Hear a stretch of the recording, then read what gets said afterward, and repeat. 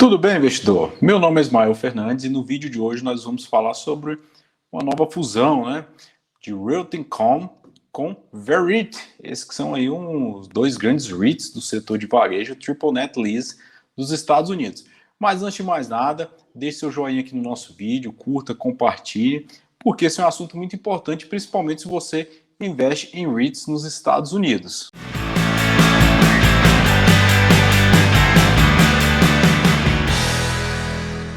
Bem, vamos lá, vamos falar aqui um pouco mais dessa fusão, que foi anunciada hoje, são dois grandes REITs aí dos Estados Unidos hoje, que é Verit e Realty Income. Para quem não conhece aí, são dois REITs do setor aí de varejo dos Estados Unidos, são considerados aí Triple Net Lease. O que são os Triple Net Lease? São aqueles REITs que tem ali um inquilino único, geralmente, ali, e o inquilino é responsável pela manutenção, pelos impostos, pelo seguro, assim por diante. Então, isso oferece uma margem maior para os REITs ali. A gente também chama aqui por diversas vezes aqui de varejo autônomo. São aqueles ali onde você tem um imóvel único, não é um shopping, não é um mall, não é um centro comercial. Então, é muito comum a gente ver em farmácias, academias, assim por diante. Eu vou falar um pouquinho mais sobre esses REITs aqui hoje. E eles que são REITs aí que trabalham com o mesmo modelo, Quem conhece aí, o Realty Income, o código de negociação dele é O, só a letra O, bem diferente. E ele é conhecido aí, até o slogan dele é o REIT com pagamento de dividendo mensal, Então aquele investidor que procura um REIT com dividendo mensal, geralmente olha com mais carinho aqui para o Realty Income, até pelo tamanho dele e pelo retorno que ele tem oferecido aí para os investidores nos últimos anos. E o que o Realty Income, qual o tipo de imóvel que eles possuem, É o que a gente está vendo aqui.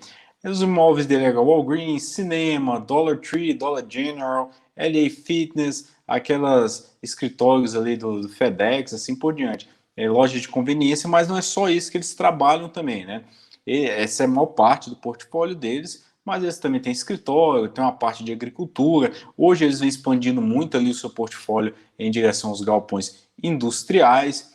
E é um REIT bem diversificado nos Estados Unidos. Já fizemos um vídeo, inclusive, no nosso canal falando especificamente sobre ele aqui.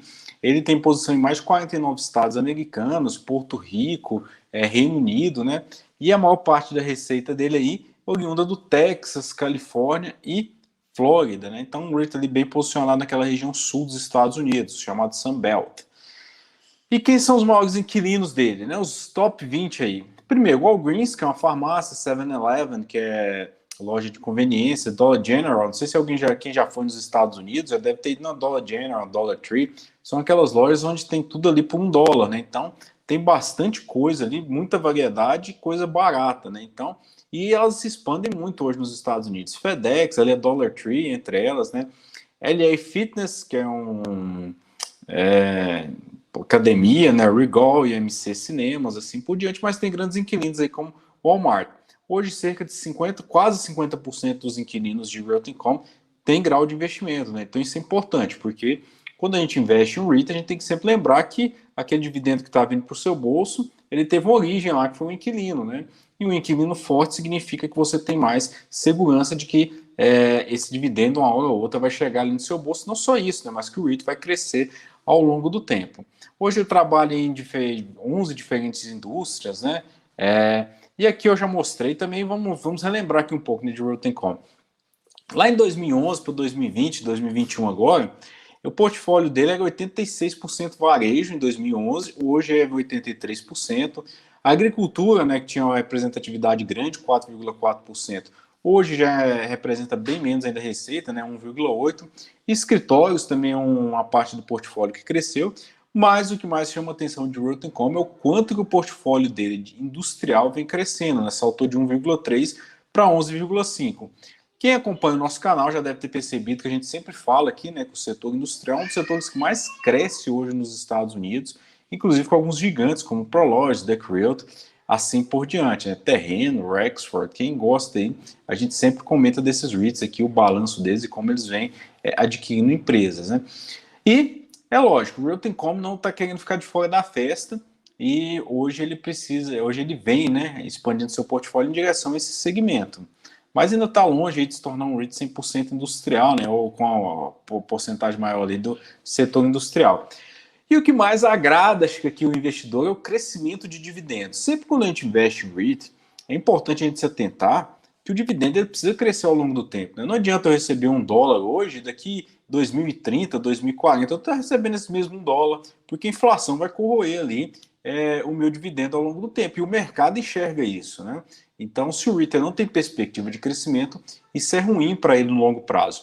E no caso de Realty Income, ele é um dividend aristocrat. Os dividendos aristocratas são empresas que fazem parte do S&P 500 e crescem o seu dividendo ali há pelo menos 25 anos consecutivos.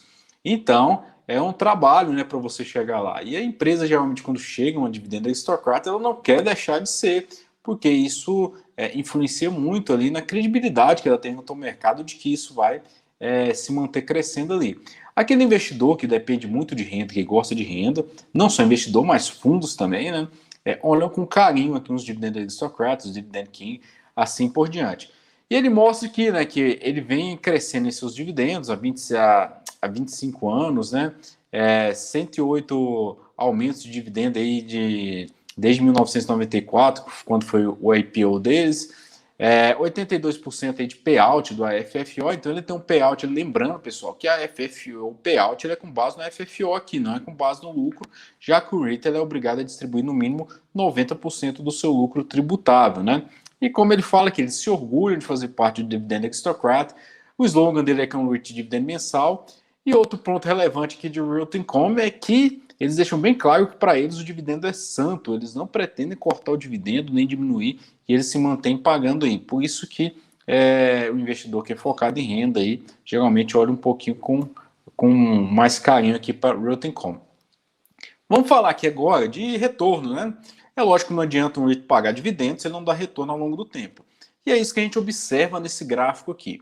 Em roxo, eu gosto de colocar o VNQ. O VNQ, apesar do IPO de Realty Income ter sido em 1994, o VNQ ele foi lançado em 2004, ou seja, 10 anos depois.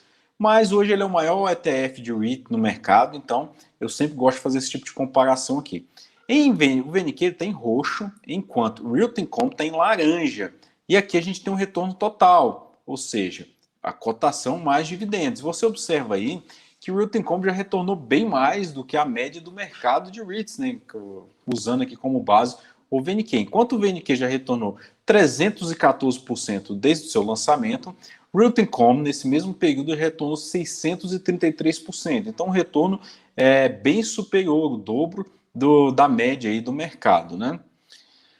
E aí, quando a gente compara com o S&P 500, aqui a gente tem o Realty Income em roxo versus o S&P 500, versus SPY. SPY que é o ETF mais antigo do S&P 500, por isso que eu também gosto de usar ele aqui para comparação, né?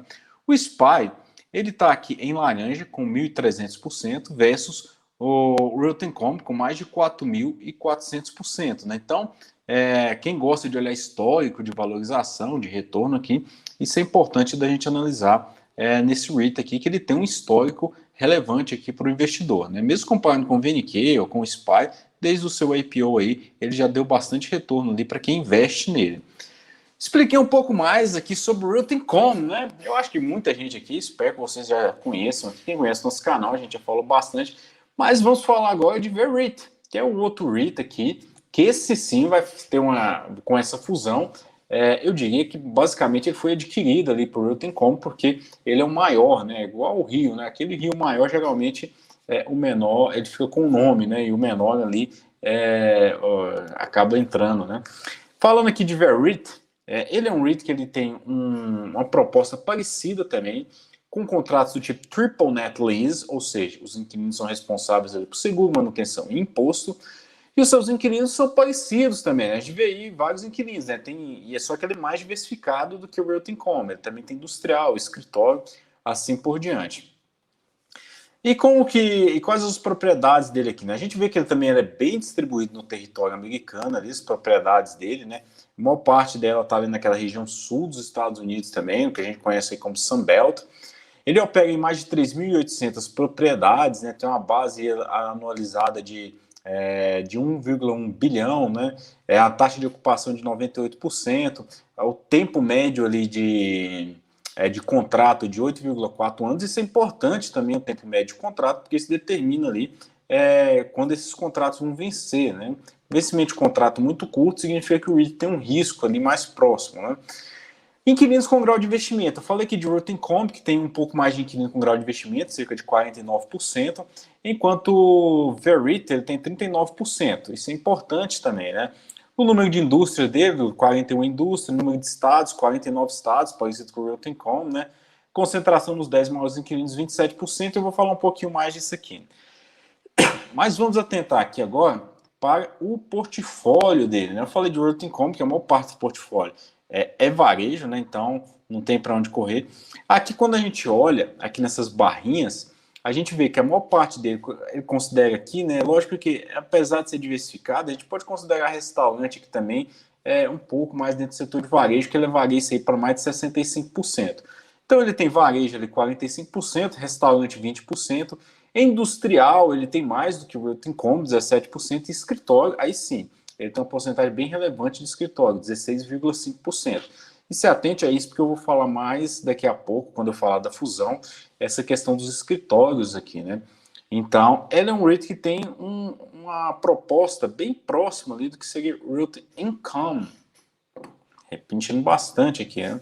Quais são seus maiores inquilinos? Em primeiro lugar aqui é o Red Lobster. Quem conhece aí, né? Aquela loja não, restaurante famoso aí de frutos do mar, né? É diferente de Realty Income. Dollar Tree, Dollar General, Walgreens, CVS, farmácia, FedEx. Então, tirando ali o Red Lobster. Isso aconteceu porque lá em 2013, 2014, eles compraram quase todos os restaurantes de Red Lobster dos Estados Unidos, né? Mais de 700, eles compraram quase 500. Então, eles acabaram tendo uma posição grande nesse restaurante. E aí, como que eles se distribuem? É o que eu falei aqui. Hoje, a parte de varejo dele, mais de 2.000 propriedades, restaurante 1.500, industrial 147 propriedades e escritórios 72 imóveis, né, voltados para escritório. Os escritórios deles aqui, né? Eles têm um tempo médio de locação de 4,5 anos, e isso é natural, porque os escritórios eles não têm nem, eles estão ali no meio do caminho, né? Não são nem contratos longos, nem contratos curtos, então são contratos médios ali, em torno de 3 a 5 anos. 56% dos seus inquilinos têm grau de investimento, né? Representam uma base de 17%, né, da renda da receita desse REIT. E os 10 maiores inquilinos dele, que eu gosto de ressaltar aqui, que o maior inquilino dele é General Service Administration, ou seja, o maior inquilino de escritórios de VEREIT é o governo dos Estados Unidos, isso mesmo. Se a gente lembrar aqui de outro REIT, o DRA, Eastern Government, né? Hoje ele é um REIT aí quase 100% focado em escritórios do governo dos Estados Unidos. Então isso fornece ali um pouquinho mais de segurança, né? De que o aluguel vai ser pago. Mas a gente vê diversas outras empresas, como Merrill Lynch, Pet Security, PetSmart, assim por diante. Mas VEREIT, ele nem sempre foi VEREIT. Ele se chamava American Realty Capital Properties. Por que eu vou contar essa história aqui para vocês? Porque esse REIT, lá em 2015, ele mudou de nome. Ele deixou de ser American Realty Capital Properties e passou a se chamar VEREIT. Isso aconteceu por quê, né? O American Capital Properties, ele era gerenciado aí por esse cidadão, né, que vocês estão vendo aí na imagem. O nome dele é Kevin Shorts. E o que aconteceu? Naquela época, lá em 2014, o American Realty Capital Partners, ele foi acusado, não, né? Na verdade, o que aconteceu foi uma fraude contábil. Quem já acompanhou uma live que eu fiz até com o professor Baroni, eu expliquei que os REITs eles têm algumas metas ali de performance que eles precisam atingir. Entre elas, ali, um FFO por ação, crescimento de dividendo, crescimento de receita, taxa de ocupação. Isso depende ali muito da gestão do REIT e as metas que são impostas ali pelo conselho para que se atinjam, né? E o que aconteceu? Lá em 2014, para poder bater uma meta, eles fizeram uma fraude contábil de 0,04 aí, né? Ou seja, 4 centavos por ação no FFO deles por 2 trimestres seguidos. Isso pode até parecer pouco, né, para você investidor. Você fala, pô, mas 4 centavos, né? Quando a gente coloca em milhões de ações é muito, mas isso é essencial porque o REIT perdeu a credibilidade, para falar a verdade, né? Então, porque a partir do momento que eles fraudaram esse balanço contábil desses 2 trimestres seguidos, Com isso, eles conseguiram bater a meta. E essa meta, quando o conselho, com o CEO, o CFO, o pessoal da administração consegue bater ela, eles ganham alguns prêmios. E a maior parte desse prêmio são ações. Eu já mostrei, inclusive, que em alguns REITs, 90% da remuneração ali do CEO, por exemplo, vem através de ações das metas que ele bate. Então, com essa fraude contábil, eles conseguiram aí obter cerca de mais de 2 milhões de ações, né? 2,9 milhões de ações aí, o que causou um prejuízo grande aqui para esse REIT na época, né? Mas o maior prejuízo não foi nem financeiro, mas foi um prejuízo de imagem, porque o REIT perdeu a credibilidade. Ele foi processado, inclusive, pela Vanguard, como vocês podem ver aí, né? Eles concordaram em pagar 90 milhões de dólares para fazer um acordo com a Vanguard, porque dentre as fraudes que eles faziam eram coisas assim inimagináveis, até fraudar assinatura em ata de assembleia. Então, assim, eram fraudes bem sérias, né, que eles vinham fazendo ali. Processaram a Vanguard, vários fundos de pensão entraram no processo e eles tiveram que desembolsar isso aí, além do processo que eles enfrentaram, lógico, junto à SEC, né? E aí isso mostra aqui, né, de acordo com o processo, né, Shorts transferiu centenas de milhões de dólares, né, para entidades controladas por ele, por outros insiders seniors entre 2013 e 2014. Então eles fraudaram não só isso, mas fraudaram diversos outros REITs, né, eu vou mostrar isso daqui a pouco, e com isso eles perderam a credibilidade, né. E aí você pensa, o que aconteceu? Eles tiraram, é lógico que isso aqui é uma gestão externa que era feita, o Kevin Shorts, ele era CEO também da empresa que faz gerenciamento externo de REITs, chamada AR Capital, na época, né? Que hoje a gente vai mostrar aqui que ela tem outro nome, né? Aqui em 2014, quando aconteceu essa fraude, a gente pode ver aqui como que a cotação desabou, né? Estava em de 13 dólares, 13, 14 dólares, ela desabou para 9 dólares, né? Muita gente inclusive muito analista da época que dava recomendação nela, ficou meio sem graça, né? Porque o que acontece é que essas fraudes aqui, pela gestão, pela índole de quem estava gerindo ali, não era de se imaginar que isso deve provavelmente acontecer, né? A Air Global, que gerenciava externamente, ela deixou de gerenciar esse REIT. Esse REIT passou de uma gestão externa para uma gestão interna, e com isso eles mudaram inclusive o nome, né? Então passou ali como eu falei o nome dele, né? American Partners, passou para VERIT. VERIT que vem do latim, né? Veritar, que significa verdade. Então o intuito deles era demonstrar que o REIT tinha mudado completamente a gestão, deixou a R Global de lado e passou a ter uma gestão interna, mudou todo o corpo ali, enfim. Mas a R Capital continua existindo no mercado e é lógico, ela também deu uma maquiada no nome, né? Hoje ela chama AR Global. E não sei se você investe em alguns REITs já há algum tempo, mas a R Global faz gestão externa de outros REITs. E é isso que a gente vai falar aqui, né? New York City REIT, Global Net Lease, Healthcare Trust, American Finance Trust.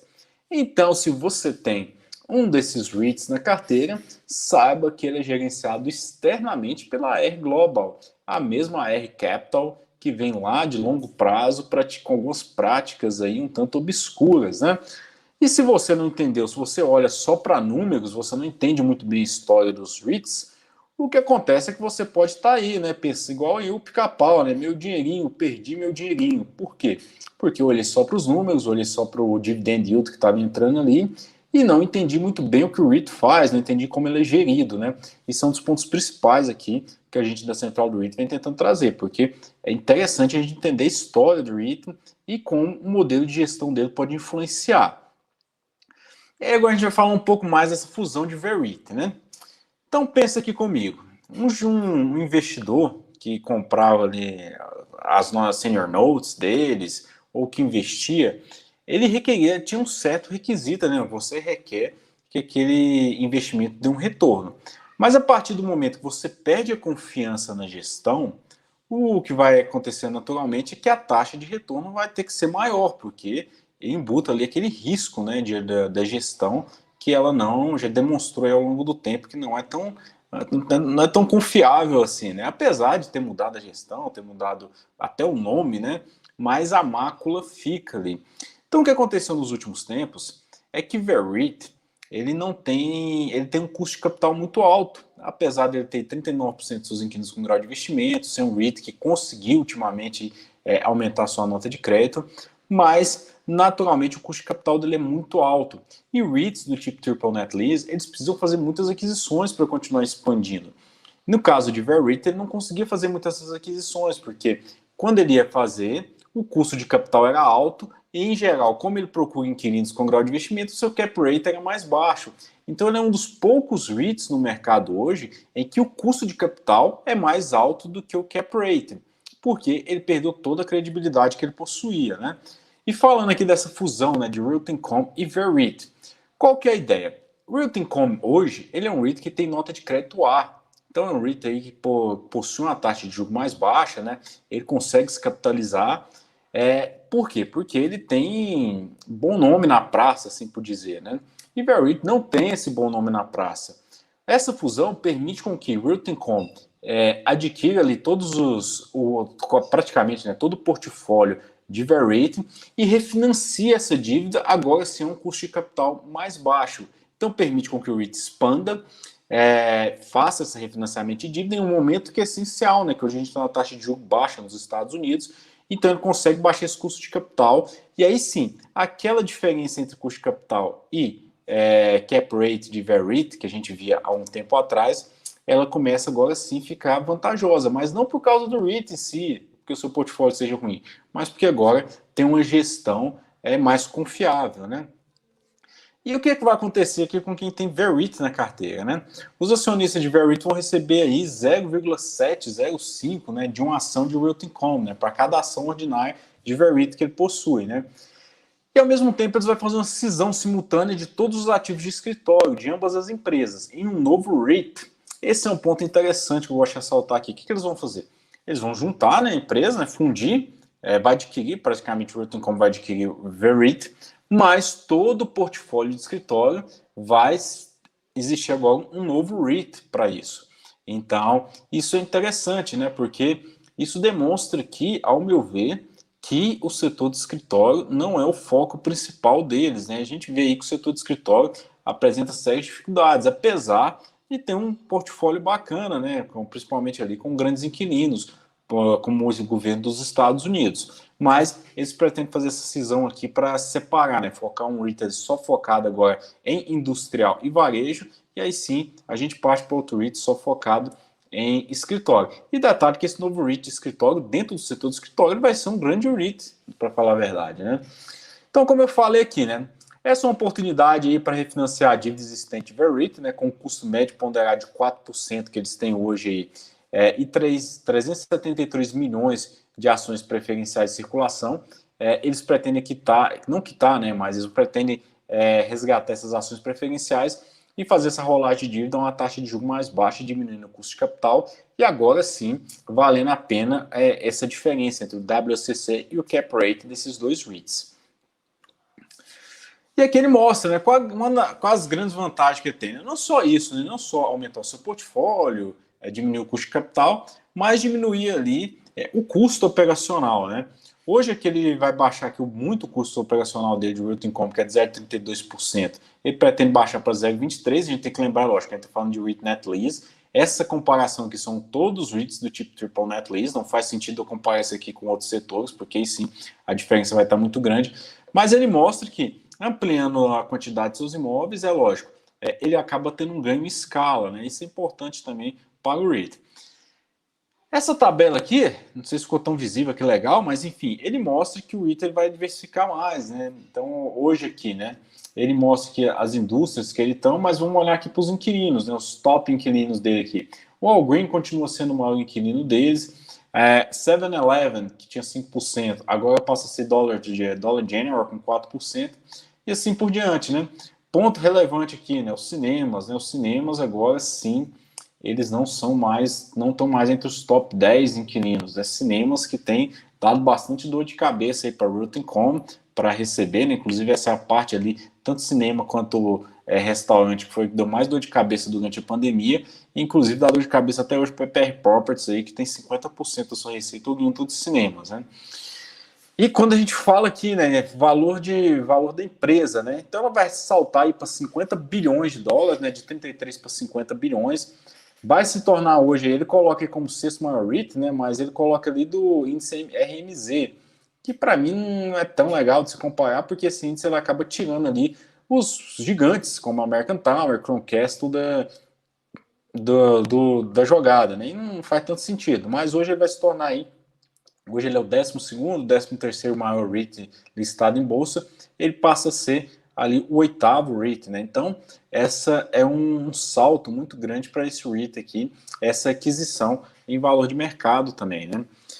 E aqui ele mostra, né, propriedades. Ele vai saltar aqui de 33 bi, né, valor da empresa, para 50 bi. As propriedades dele, a fusão de 6.500 da Realty Income mais 3.800, vai dar cerca de 10.300 propriedades agora, né? A base no, que mostra aqui. O tempo de contrato também vai diminuir. Aqui vai ficar o mesmo, né, praticamente, né? Que aqui é 9 anos de Realty Income, Realty 8.4, vai ficar uma média ali de 9 anos. Taxa de ocupação permanece, né? Concentração em inquilino diminui um pouco, né? Que o Realty Income tem 36%, agora passa para 31%. Isso graças ao portfólio ali maior de industrial de VEREIT, né? O top aqui concentração dos 10 maiores inquilinos também diminui para 64%. Como eu falei, o Realty Income ele tem mais inquilino com grau de investimento, 51%, enquanto o VEREIT tem 39%. E aí, é lógico, né? Dá uma diluída aqui, hoje ele vai ficar com 45%. Mas, mesmo assim, isso é relevante aqui para essa empresa, né? E a aquisição, o volume de aquisição dele aqui, que é gigantesco, né? Que ele mostra aqui em bilhões de dólares, o quanto que eles vão aumentar o volume de aquisição esse ano com essa fusão, né? E aí, como eu falei, né? Falando um pouco mais de escritório aqui, né? Aquela parte de escritório ali que são 97 propriedades, que vai se tornar um REIT à parte, né? Tempo médio ali de locação 4 anos, né? Vai se tornar um REIT ali interessante de escritório, porque 76% do seu portfólio tem grau de investimento, né? Mas tem uma concentração grande ali nos 10 maiores inquilinos, 47%. E o maior inquilino dele, né? É GSA, né? Que é General Service Administration, que é o governo dos Estados Unidos. Aí loca para todas as empresas aí, FBI, FDA, Agência dos Veteranos, assim por diante. E a maior concentração em setor ali que a gente vê é o setor de healthcare, né? 17%, telecomunicações 14%, e por assim vai, né? Esse aqui é um novo REIT que vai surgir no mercado aí e que a gente acaba ficando atento aqui um pouquinho, porque vai surgir como um gigante do setor de escritório com essa fusão, mas ao mesmo tempo ali desmembrando, né? Enfim, falem um pouco mais aqui de Realty Income, essa fusão que é bem interessante, né? Para aquele investidor que está começando aqui, ele acaba olhando com um pouco mais de carinho aqui para o Realty Income, porque questão de dividendo mensal. Eu acho que isso não deve ser algo que pesa, que é se escolher um REIT, mas enfim, isso é algo pessoal. Mas essa fusão, ela agrega um portfólio que no caso de VEREIT ele não conseguiu expandir, porque eu mostrei lá que ele caiu em 2014 e sempre ficou andando de lado, né? Apesar de ter excelentes inquilinos, a gestão ter mudado, mas toda aquela desconfiança continuava ali. E essa desconfiança continua ainda com a AR Global, né? Já falei aqui por diversas vezes que o REITs que tem gestão externa, eles não me agradam muito, e a AR Global, então, muito menos, né? Com aqueles REITs como Global Net Lease, Healthcare Trust, assim por diante. Mas o investidor, ele faz as suas escolhas aí ao montar o seu portfólio. Espero que vocês tenham gostado desse vídeo aqui. Falei um pouco mais resumidamente aqui sobre essa fusão de Realty Income com VEREIT. Se você gostou, compartilhe o nosso vídeo, ative o sininho para receber as notificações aqui, porque vamos produzir mais vídeos aqui e poder chegar em mais gente, né? Para que assim o nosso canal cresça, né? A gente possa servir vocês com conteúdo de qualidade. Um abraço e até a próxima.